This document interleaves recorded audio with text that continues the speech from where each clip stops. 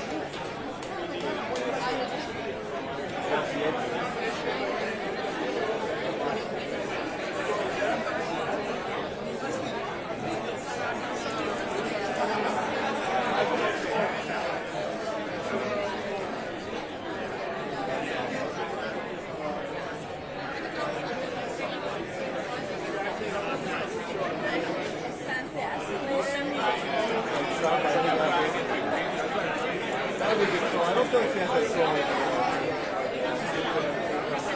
there's nothing killer in this.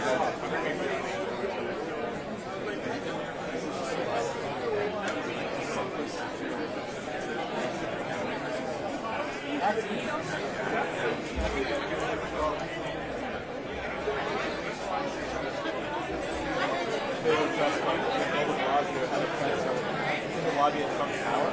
He's just responsible for it's so loud and couldn't hear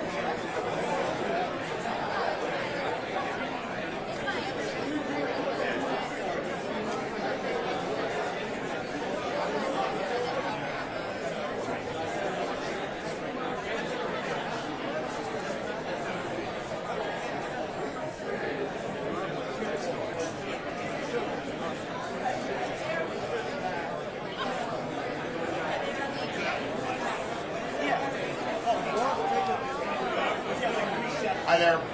Just want to give you additional guidance, same as the last guidance. So I want to do one last check, make sure the TVs are good. You're getting the audio, no hiss, no hash, no weirdness. Kenny, we're good, yeah? Thumbs up? No, you're not giving a thumbs up, Kenny. You're giving a, like, waving the hands, we have no idea. Okay, thumbs up, great. In the back, you're good, right? How are you doing? Joe Torres in the mezzanine, is he good? Where's Fred Mason? Is Fred Mason good? We're not going until Fred's good. Fred's good. Thumbs up? All right, very good. And we're good here, we're settled out. Fantastic. What's that? Hugh Snedden is in the back there. He didn't acknowledge you. Hugh Snedden is here too? In person or it's like a FaceTime thing? He's in person. All right. Yo, good to see you. All right, folks, we're a couple minutes away. Thanks for being patient. Appreciate it.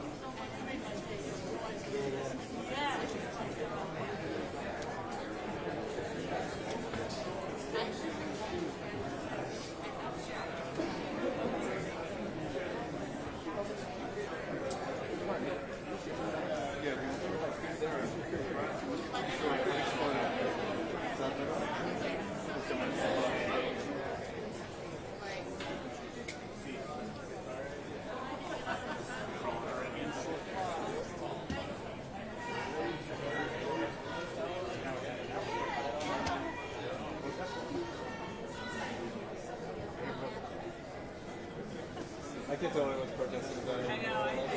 I just like people, everyone's yelling and stuff. There wasn't a cage. Right.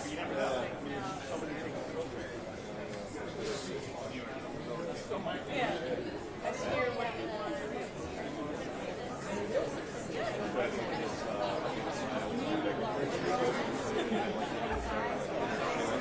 Like skip the line.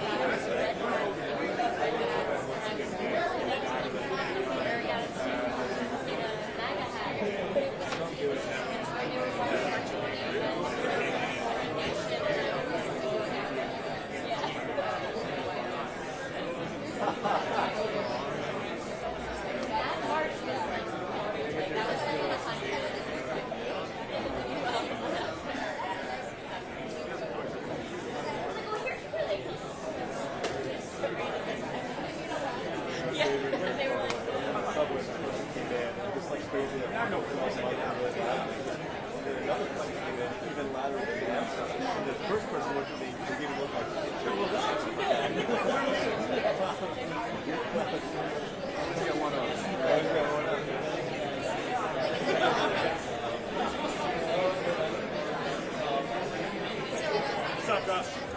Good. You good? Yeah, everything's good, man. How about you? Yeah, great. Kenny? I think you're in the car.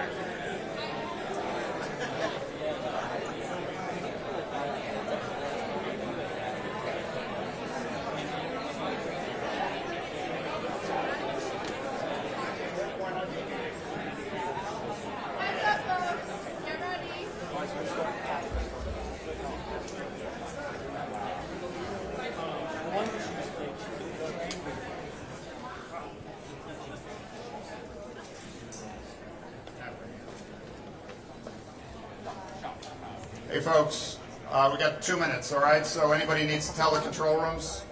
2 minutes, 2 minutes from now.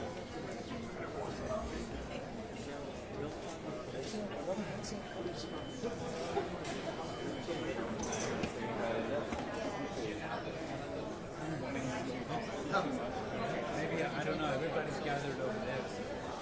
Maybe over there.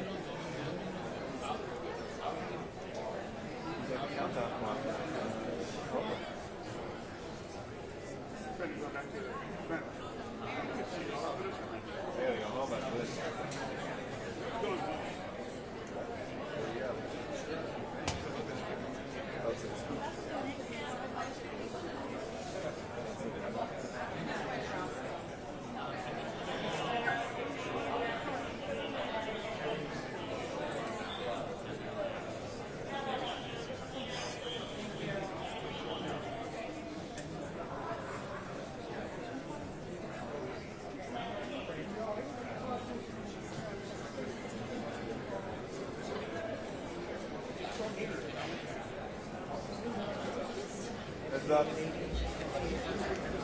All right, heads up, guys.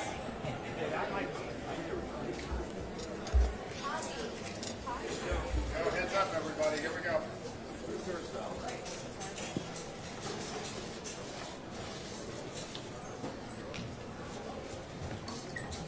Good afternoon. I'm joined here today by Dana Lieber, the Chairman and CEO of the MTA, and my counsel, Brian Mahano. At 1:01 p.m. today, the U.S. Department of Transportation emailed us a letter from Secretary Duffy announcing their attempt to end the congestion pricing program in the state of New York. At 1:58 p.m., President Donald Trump tweeted, "Long live the king." I'm here to say New York hasn't labored under a king in over 250 years. And we are not. We sure as hell are not going to start now.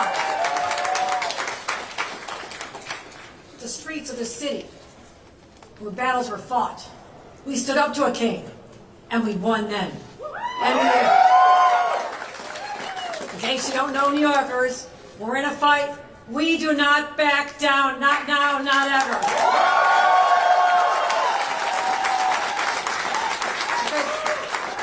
Who are we fighting for here? We're fighting for our residents, our commuters, our riders, our drivers, our emergency personnel, Life has gotten better. Even those who have asthma, people with illness. That's who we're fighting for. And the 6 million people who use the MTA to get to their jobs and their lives and their doctor appointment, nurses, doctors, EMTs, all the people who need to get to their jobs in a reliable way, there's now going to be affected. So I also have to raise a question. As I look at the pretense for this rejection, and we have a lot of legal reasons why we know we're going to be victorious, but they actually cited the will of New Jersey. New Jersey didn't want this. Ignoring the will, the people who live here, their elected leaders in Albany, and all of a sudden, the Trump administration is citing, well, New Jersey wasn't happy, okay? I will talk about that later. But here's what I want to also say. I don't care if you love congestion pricing or hate it. This is an attack on our sovereign identity, our independence from Washington. And this is...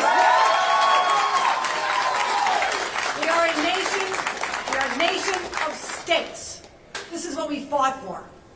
This is what people like Alexander Hamilton and others fought for, to set up a system where we are not subservient to a king or anyone else out of Washington. So this is the fight we're in. It's all about our sovereignty. And I spoke to the president many times, in a reasonable way, calm way. You're a New Yorker. You know how essential it is to have safe, reliable public transit, or else this system shuts down. Our economy shuts down. The nation's economy could shut down. That's how essential we are. And one would think he would know that. And then you have others involved. I mean, it feels like the commuters of our city and our region are now the roadkill on Donald Trump's revenge tour against New York.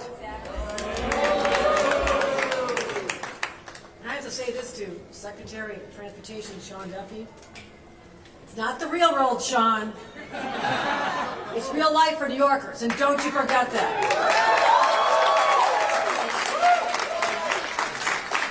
We're in fight mode. Within seconds of us getting this notification, our MTA was prepared. We knew this could come. Filed a lawsuit within minutes. I'm very confident we'll be successful. And I also want to say, the cameras are staying on. We are keeping the cameras on.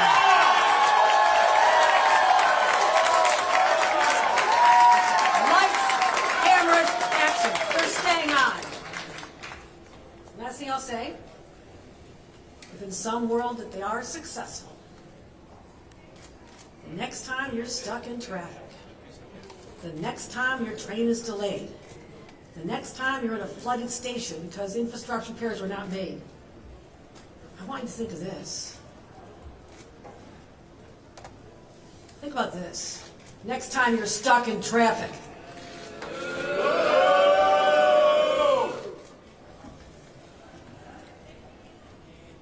Okay? We know where the plane goes? Okay? We have my top 10 reasons why congestion pricing is working. But as someone who's worked so hard, I want to let Jana Lieber tell you why we believe this program is working and why it's essential. And we haven't taken any questions, and my counsel can explain our legal strategy as well. Thank you very much.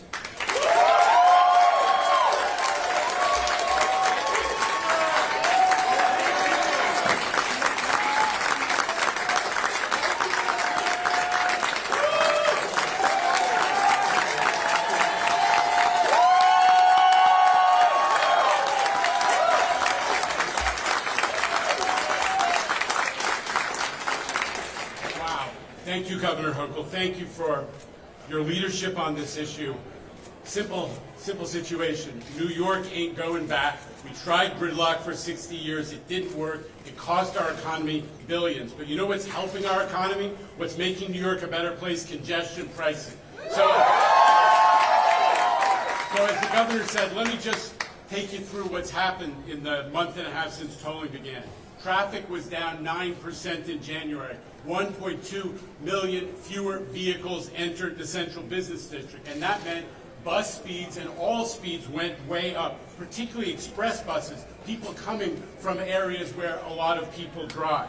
The cross streets, which are the death zone for drivers in Manhattan, anybody knows that. Canal Street, 34th Street, 57th Street, speeds are up, up, up. The streets are safer, half as many crashes, and that means pedestrians are not getting injured and killed. But this is a governor who talks to me about the economy.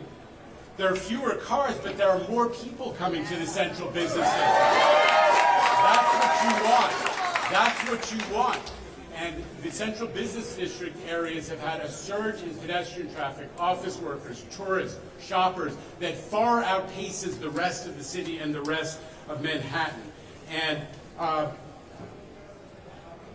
small thing, we heard a lot of people, oh, no one's going to come here for dinner. Restaurant reservations up 7%. Far outpacing the other cities on the East Coast.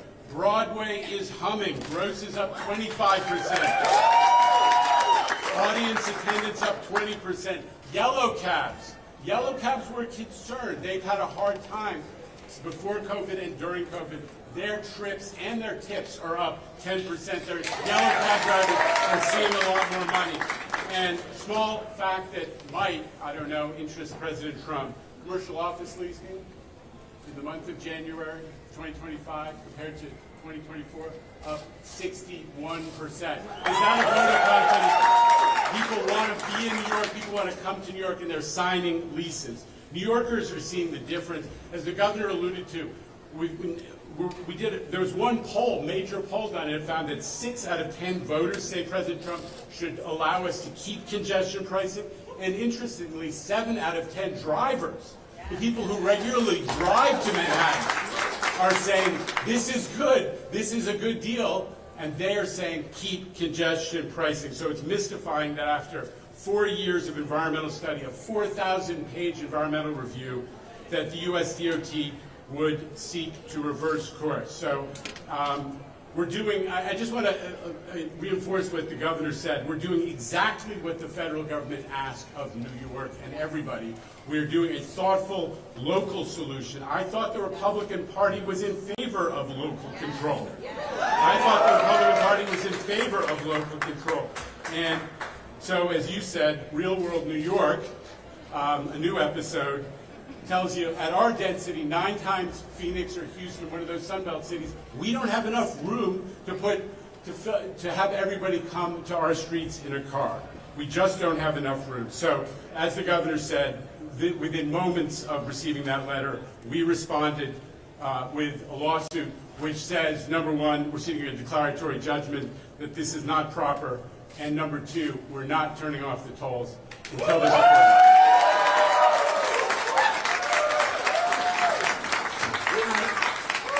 I see I've been joined by a number of elected officials who've been real champions on this. Senator Brad Hoylman, we have our council member, who's here, Joe Brewer is here, Keith Powers is here.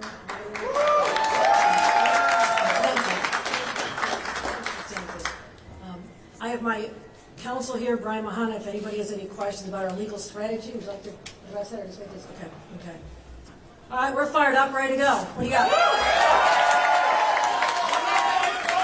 Take a couple of questions. Allie Bauman back there in the blue, CBS 2. Allie. Governor Hochul, I wonder if you think that it's a coincidence this letter came on the same day that Mayor Adams was in court over the DOJ trying to remove the case against him, or if you think the Trump administration is trying to send a message in sending this letter today. I have no clue. All right, there's Bernadette Hogan right down in front row, New York 1. See if we get a mic. Where's Ray? Got a microphone for you. Okay. Governor, you canceled a meeting with Donald Trump last week. Do you regret doing that, where you could have maybe struck a deal with him? And would you still be willing to strike a deal with him now if he agrees to give the $13 billion or whatever it would be if congestion pricing is turned off? Bernadette, there is no connection between me saying to him last week, the day he invited me to come down to have this conversation, which I have been pursuing, and then 3 hours later, I see on national television that his Attorney General Pam Bondi is now saying she's filing charges against me as governor of New York. I called up the president and said, I'm not coming down tomorrow. I don't know what your plan is. You're going to slap handcuffs on my goddamn hands? So I'm not coming down, but I will be back later in the week, which will be this week, when our national governors gather. And he said, that's fine. We'll get together and we'll talk. That's why I know it has no bearing, despite the premise behind the question. All right, hey, no, we got to move on. We got to move on, Bernadette. Mara Gay here from the New York Times. I'm not Mara. going to stand here and make deals. There's one person who wants to talk to me. I'll see him in Washington. Governor, have you spoken to the president today since that letter came? Do you believe he's trying to, do you believe he's trying to hurt New York City? And who is really in charge of New York City's government right now? Mayor Adams is the elected mayor of New York City. I'm the governor of New York. New York City is a subdivision of the state of New York. I also have responsibilities to make sure the services are provided to 8.3 million people that I also represent. I'm not concerned about that. There is a path forward to make sure we stabilize this city and its government. That is unrelated to this. I'm happy to talk to the president at any time, and that's all. Leave it. What was it? Sorry. Do you believe that the president of the United States is trying to hurt New York City and its economy? I said that I think our commuters are the roadkill on his revenge tour. Yes, I do. All right, Ramsey Khalifa back there. Ramsey from the Gothamist WNYC. Ramsey. Governor, are you concerned that this is just the start of more punitive cuts down the road from the president? I mean, what have those conversations been like? As you mentioned, for example, Penn Station and the future of that facility and that infrastructure. I'm the one who raised those issues to him.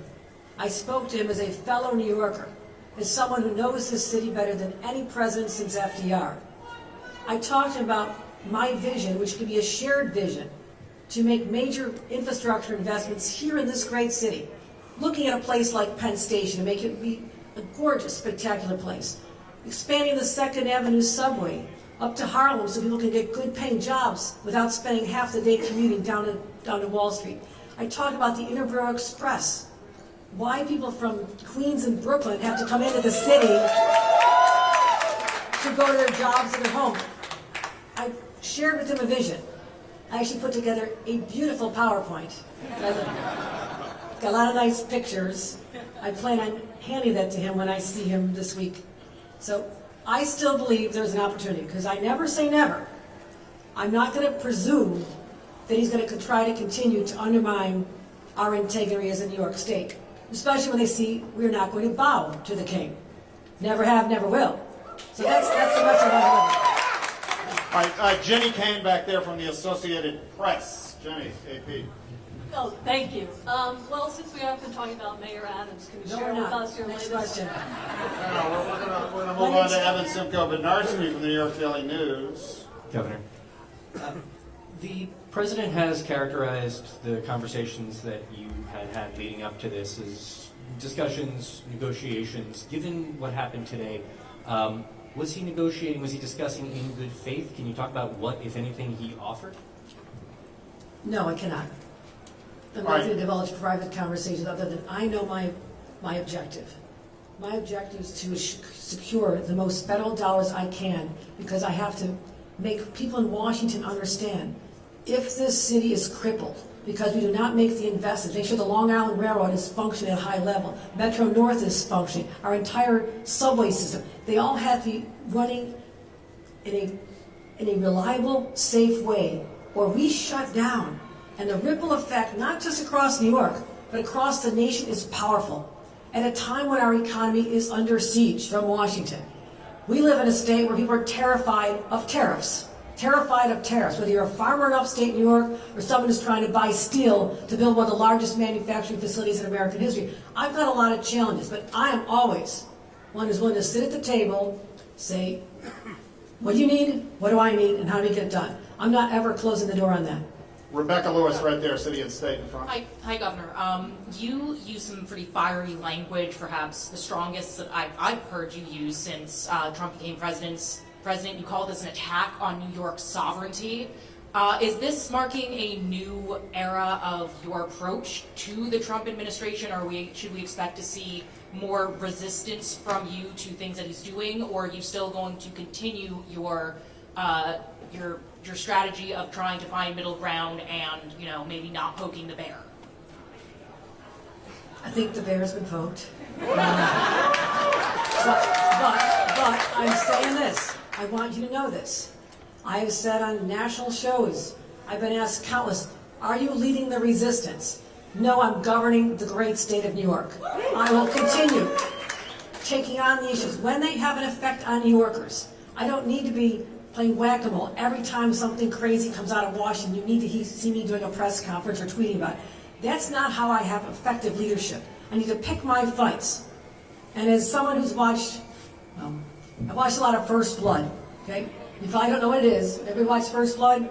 Someone draws First Blood, you respond. I didn't draw First Blood, okay? There's a response that's required when someone comes after you.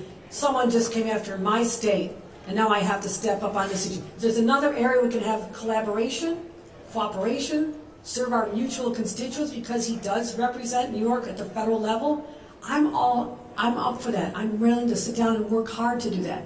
So I'm not trying to put myself in cast a different lens about me. I'm just saying, you went too far because you came after New Yorkers. You came after New Yorkers. All right, time for a couple more. Back in the mezzanine, Ida Siegel from NBC4. Hi, Governor. You said that the cameras are staying on. Does that mean until a federal judge tells you to turn them off? And what happens in court? How long are we going to have this battle in court? Do you predict, realistically, what are the next steps for New Yorkers who drive in, who take the subway, all of those things? I'm going to let my counsel give you some insight into the legal process. Brian Mahana. So the MTA has filed its action, as the governor said, right after we received a letter from federal DOT, and we're seeking a declaratory judgment, making clear that the congestion pricing program is fully authorized. Obviously, that will take some time, but until the judge rules, these cameras are staying on, and we expect the judge to rule in our favor. All right, we got time for one more. Gwen Hogan right down here from the city. Gwen, we're getting your microphones right behind you. Thank you. Does the MTA have a contingency plan if the president is able to turn off congestion pricing? And what would it take for you to determine that Mayor Eric Adams was no longer able to govern New York City? I'm ignoring the second part of the question because I said that's another day. But No, we have no contingency plan. That is, as Brian Mahana just said, we're highly confident that this program is going to stand up to in court. Remember, we've been sued in every court east of the Mississippi, and we won every time. This is going to be another one. All right, thanks everybody. Thank you so much. If I say one more thing, you talk about other states. Again, in case you didn't pick this up, the weak legal theory that they have come back with us, and we know we can defeat, also is predicated on what New Jersey wants. Think about that. I'm so happy people from New Jersey come here. About 80% come by public transit, right, Jano? About 80% they already take public. I want to make sure that there's a world-class program for our New Jersey guests and commuters. But in what world should we be standing down the will of another state, right? I mean, that just doesn't happen. I mean, I personally would like to have all the New York teams playing in New York. Okay? I'm not proposing that the federal government go annex the Meadowlands. But so there's a certain respect you have, that you need to have, for the boundaries of our states. So New Jersey residents, come, you're welcome, but you're not forced to come here. This is the flaw in their argument. They have choices. Keep coming, we love you, that's great. But the people who live here, who are real New Yorkers, they're the ones who I have to listen to and I will always fight for. Thank you very much, everyone. Thank you.